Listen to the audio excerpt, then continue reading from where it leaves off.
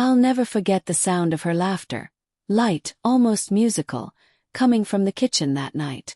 It wasn't the laugh she usually gave me, warm and familiar, the one that carried years of shared inside jokes. No, this one was sharper, livelier, like a laugh she'd rehearsed for someone else. That was the first time I felt it.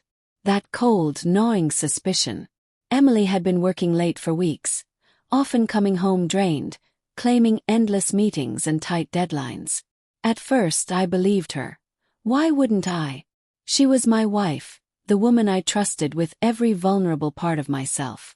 But lately little things didn't add up. The way she turned her phone upside down on the table, the sudden bursts of texting followed by silence, and now, that laugh. I walked into the kitchen, forcing a smile. What's so funny? She jumped slightly, slipping her phone into her pocket like a kid hiding candy. Oh, nothing, she said too quickly.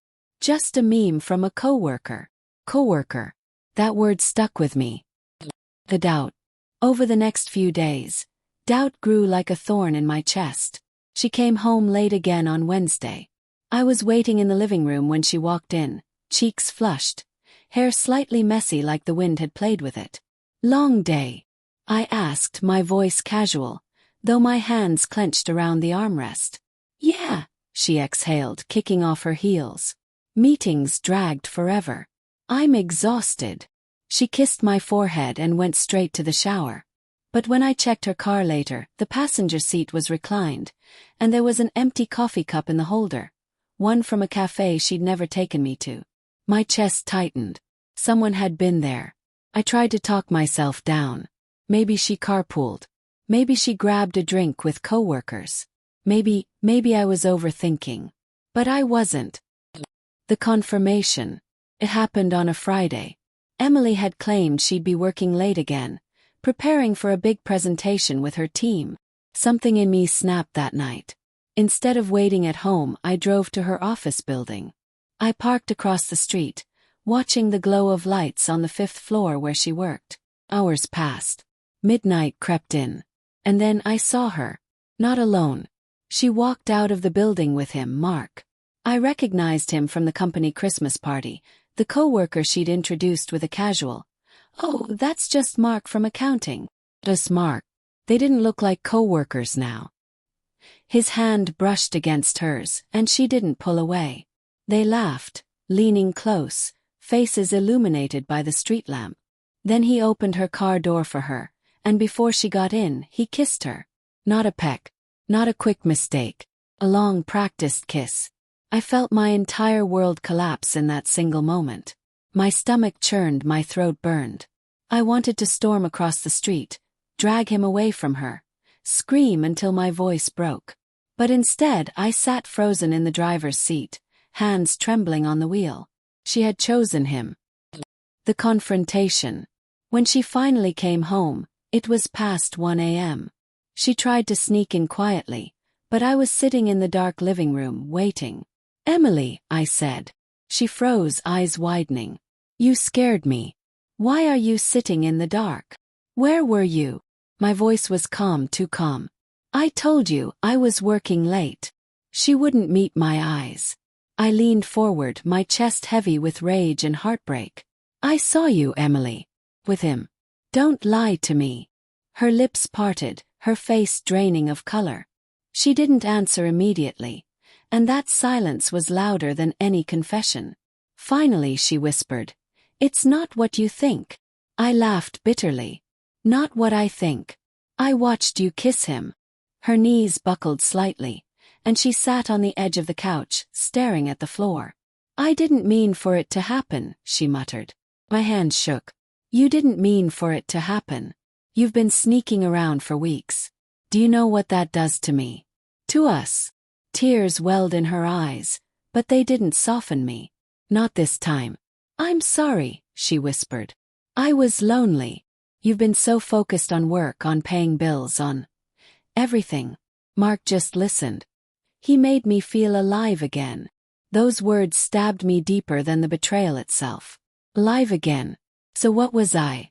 Dead weight. The fallout. We fought until dawn.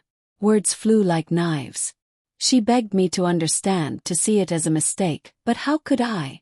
Every memory we had, our wedding vows, our late-night talks, the little rituals that made us us, felt tainted. You destroyed us, Emily, I said, my voice breaking. And for what? Some cheap thrill with a coworker. She cried harder, reaching for me, but I pulled away. I couldn't even look at her. For days, the house became a graveyard. We spoke only in clipped sentences. I slept on the couch, though sleep never really came. Every time I closed my eyes, I saw them together. Her smile, his hands, their kiss. I checked her phone once, needing to torture myself with the truth. There they were. Dozens of messages, hidden in a folder. Late-night confessions. Oaks. Even "I miss you" when she was lying next to me. I threw the phone across the room, shattering it against the wall. Choice. Friends told me to leave her, that once trust is broken, it never comes back. My mother said, "Son, you deserve better. Don't chain yourself to someone who betrayed you." But marriage isn't so black and white. Part of me still loved her. The part that remembered how she looked on our wedding day, or how she laughed when we danced in the kitchen at midnight. That part of me whispered, "Maybe you can fix this." But then I'd remember the look on her face when she kissed him, and the whisper would turn into rage. Finally one night I told her, "I can't do this anymore." Her tears flowed freely. "Please, David, don't give up on us. I'll cut him off. I'll change jobs. I'll do anything. Just don't leave." I stared at her, searching for the woman I married. Maybe she was still in there, buried under lies. But the damage was done. "Emily," I said, voice low, "you already left me the moment you chose him." The ending. The divorce was brutal, not because of the paperwork, but because of the silence that followed. Packing up our life together felt like burying someone I once knew. I left the house we bought, the walls we painted, the memories we carved into every corner. She tried to reach out a few times after. Texts, voicemails, even showing up at my new apartment once. But I didn't answer. Couldn't. Every time I saw her, the wound reopened.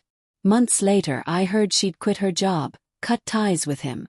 Maybe she regretted it. Maybe she didn't. But it no longer mattered. What mattered was me. My healing. My future.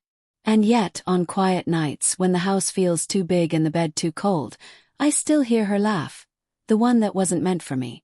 And it reminds me that love, once broken by betrayal, can never return the same. 'Cause I found out the hard way.